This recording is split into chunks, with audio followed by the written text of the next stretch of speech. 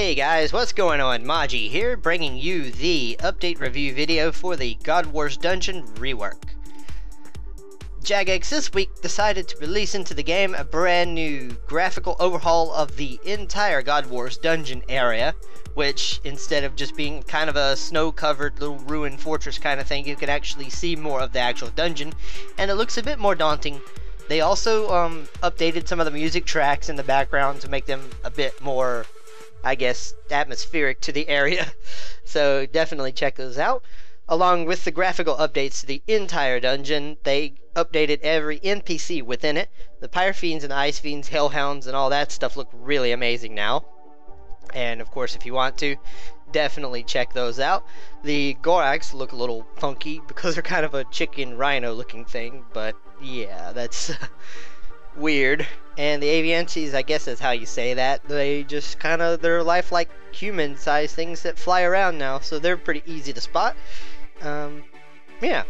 And of course they updated the graphics of the bosses as well, and I checked them out. I'll show in the course of this video, using the Orb of Oculus, all of the bosses in high definition, including their little minions, so definitely check that out. They look really amazing in my opinion. The whole atmosphere of the whole dungeon rework looks really good. They did a great job with that update, at least the graphical update anyways. And yeah. So, and I was actually really surprised that it wasn't really all that laggy. Even on the first day when I went there, it wasn't really all that bad. Granted, I went a little bit later at night when there wasn't quite so many people on, but still. I even went on a New Zealand world with a friend to the Commander Ziliana's place to kill her a few times, and it really wasn't all that bad. There was a little bit of lag, but still, that was just because I was on a New Zealand world. Anyways, they've removed the need for rope or mithril graples to be able to access different parts of the dungeon. You'll still need the same level requirements as you did before to access the certain encampments, but you will no longer need to use your inventory space for a rope or mithril grapple or crossbow or anything like that to be able to access these places.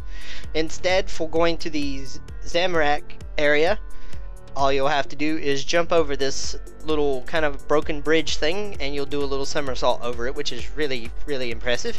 And for where you would used to use the mithril grapple to access the Armadyl area, you now kind of throw something at this gong thing hanging over this deep gap, and it kind of does a runespan style teleport where it floats you across the thing, which is really, really cool. For Bandos, all you do is just beat on the door with a hammer, which your hammer's in the tool belt anyway, so that doesn't really matter. And the frozen door to lead down to next has been changed slightly. It doesn't have those symbols on it anymore, which is okay, I guess, but yeah. Anyways, they updated Pernix, the Zaryte Bow, Zamorakian Spears, and the Steam Battlestaff, so they look a little bit more visually appealing. As well, with this update, they also updated the visual appearance of the godswords. So the Ceridum and godsword looks similar to what it did before, but it looks a bit more pretty in my opinion. And they definitely, not just having different hilts, they actually have a completely different appearance altogether. In the course of this video, I do believe I show Bandos and the Zamorak godswords, because those are the only two that I actually have. I show also the Zamorakian Spear as well. But yeah, they added the new pieces for the Torva, Pernix, and Virtus outfits, as well as the Bandos and Armadyl sets, the same as the full sets that are currently live in the beta. So you can now have a Bandos kite shield, helm, boots, gloves, all that good stuff. Full Torva, Pernix, Virtus, all that good, you know, all the good stuff. As well, they also introduced brand new amulets for melee magic and ranged players. They say these are the best in slot, and for some cases it is, but some other amulets have advantages over these. It's just personal preference in my opinion, honestly. And they also added brand new magic robes called the Robes of Subjugation, or I guess that's how you pronounce it. I'm not exactly sure, but they look really impressive in my opinion. Unfortunately, in this video I don't have the ability to grab hold of any of for myself, so yeah, you'll just have to look around on YouTube for some of them. They're kind of expensive, and I hadn't gone to kill those, but those are available off the Zami boss, I do believe.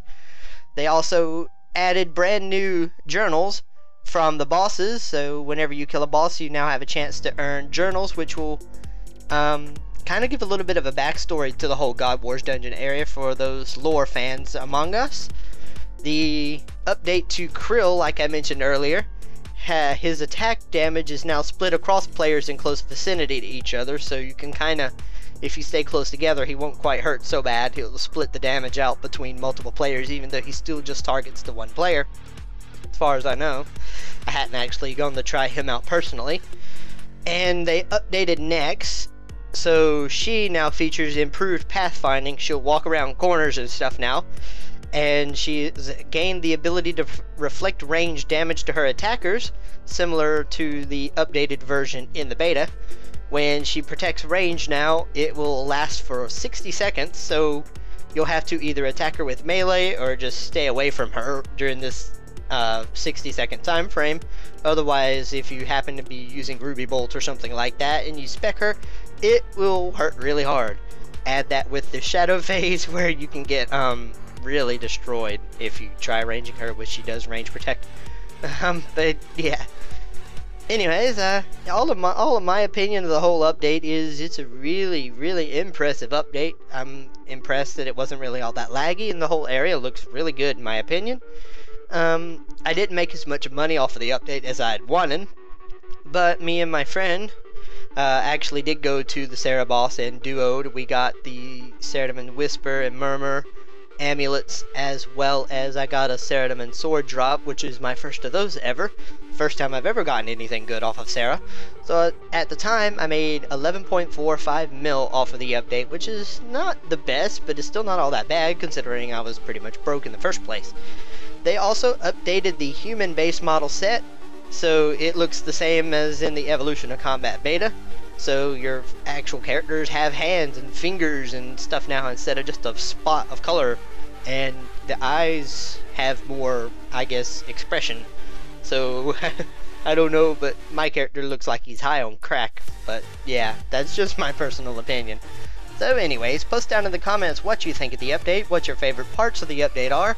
Leave a like on the video, save it to your favorites, and of course subscribe to my channel if you haven't. If you wish, feel free to check out one of the other two videos on the screen, and I guess I'll see you next week, or whenever they release the challenge system update for another update review video. Thanks for watching, guys. I'll see you soon.